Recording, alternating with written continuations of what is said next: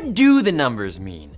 What never changes? Who never asked for what? These are questions you may ask while gaming. Don't worry, we got the answers. Xbox finally addressed the recent flurry of rumors that the gaming giant would be releasing Xbox exclusive titles on other consoles in the most long-winded, least efficient format possible, a podcast. In the 22-minute episode, Xbox head Phil Spencer confirmed that they'd be de-exclusivizing 4 currently unnamed titles, but explicitly denied that either Starfield or Indiana Jones and the Great Circle would be among them. I grate circles, Chuck. I grate them. We do know that all of the games are over a year old.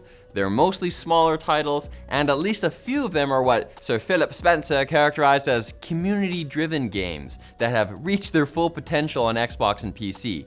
So calm down, Xbox fans. PS5 and Switch are just getting the toys you don't play with anymore. This has, however, cued players to search social media for hints that games matching Spencer's description, like Sea of Thieves and Hi-Fi Rush, might soon be arriving on new platforms. The one title the Xbox team did drop some news about is Diablo 4, which will be the first Activision Blizzard title to join Xbox Game Pass on March 28th, followed by, presumably, a blizzard of other titles.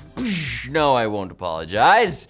This information was delivered quite early on in the podcast, with the remainder consisting of vague corporate speak about how growth is important for a business, double-digit synergy in Q4, blah, blah, blah. But what's clearer than ever is that Xbox is thinking about Xbox as a platform first and foremost, evidenced by the promise that Game Pass would only ever be available on Xbox, which must mean the Xbox app, since last I checked, these were not Xboxes. Are you sure? They're thinking outside the Xbox. But fans of cubish consoles have something to look forward to. The Xbox team did tease some new hardware announcements coming later this year. Xbox handheld, anyone? Here's hoping they don't announce it through a 20-minute meeting that could have been a tweet. Sony has said that no new major existing franchise titles will be released for the PS5 between April 2024 and March 2025. They must have felt it was only fair to disappoint PlayStation fans after Xbox spent like a week enraging theirs. In further bad news, Sony lowered its PS5 sales expectations for the year after the console didn't meet revenue estimates last quarter, and that announcement led to the company's largest share drop in 2 years. Senior Vice President Naomi Matsuoka said the PS5 will enter the latter stage of its life cycle already, which sadly doesn't seem to involve emerging from a chrysalis with the power of flight. But this also doesn't mean the console is dead yet.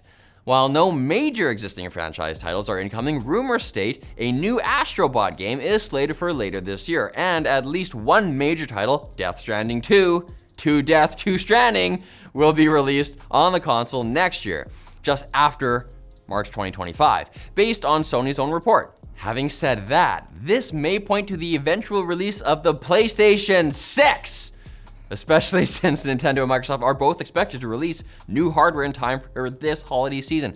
Not for the sales opportunity, but to appease Santa, a man capable of delivering presents to everyone in the world while efficiently consuming and using billions of calories worth of cookies and milk. And don't forget Coca-Cola. Woe to those who can't keep Santa holly jolly. Bloober Team CEO Piotr Babiino, that was a blooper, has spoken out about their controversial combat trailer for the studio's upcoming remake of Silent Hill 2. He hates it too. In fact, the CEO may have been too forthcoming about last month's State of Play reveal, since the original interview is no longer available. Fortunately for us, Eurogamer managed to transcribe some key points. In response to the negative comments received by the trailer, Babiano joked that he wrote them himself before taking the interview a bit more seriously. And by taking it more seriously, I mean he very seriously threw Konami under the bus, stating Bloober is not responsible for the marketing side. Konami is. Babiano went as far as to state that what was shown in the trailer is not representative of either version of Silent Hill 2, saying it is not the spirit of either what it used to be or what we are creating now. A diss against Konami that can only come from a real Silent Hill fan, or a Metal Gear Solid fan, or a Castlevania fan, or... Now it's time for the quick bits, brought to you by D-Brand and the new X-Ray skins. They're actually so cool. D-Brand's adhesive-backed vinyl skins are easy to install and remove with no adhesive residue I hate residue.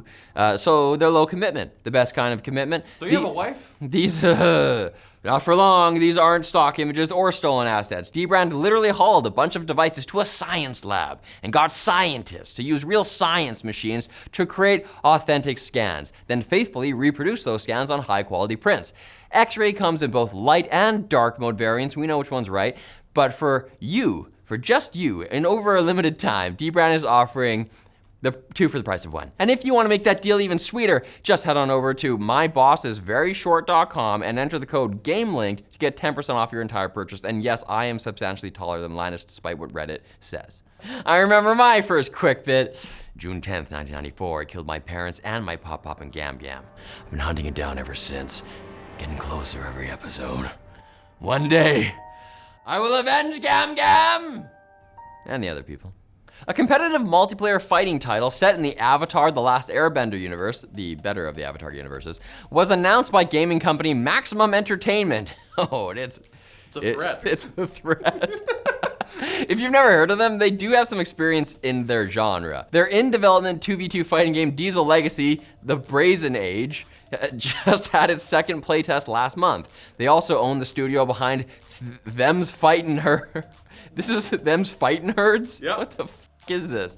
The fighting game for bronies. That's not a joke. Not much is known about the Avatar game, except that it will launch in early access next year, like everything good. Somehow, not even a game with the Avatar license can fund itself. Crystal Dynamics has unveiled the unified look of Lara Croft, combining the classic design with a more recent reboot design. This is the very first time we've seen this look, if you don't count the Call of Duty skin or the Magic the Gathering card. Speaking of Lara Croft, we've already seen Tomb Raider 1 to 3 Remastered released yesterday. Less than 12 hours later, someone released a nude mod, before the Earth could complete a single rotation unmarred by the sin of man. How can you program so fast with one hand? Was it possible to learn this power? Skull and Bones is set to release tomorrow after 11 years of development. While some outlets have released some positive early impressions, complimenting things like the story and the black market mechanics, some outlets can't believe that a game that took over a decade barely lets you leave your ship. While there are some walkable hubs, you can't fight anybody. Even boarding an enemy ship is just a cutscene featuring text saying boarding complete. But it doesn't even show said boarding.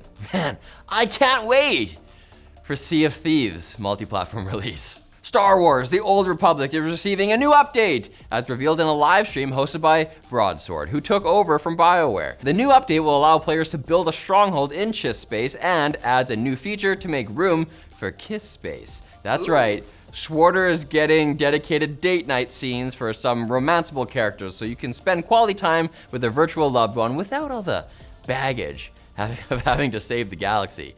You can just hold hands, maybe blow up a planet. Romantic stuff. Hell yeah. Valve has officially denied the authenticity of a surprisingly polished website with pictures and specs for a new VR headset called the Valve Prism. Though on closer inspection, the lowercase L in Valve's name turns out to be an uppercase I, and that's how they get you. Vive.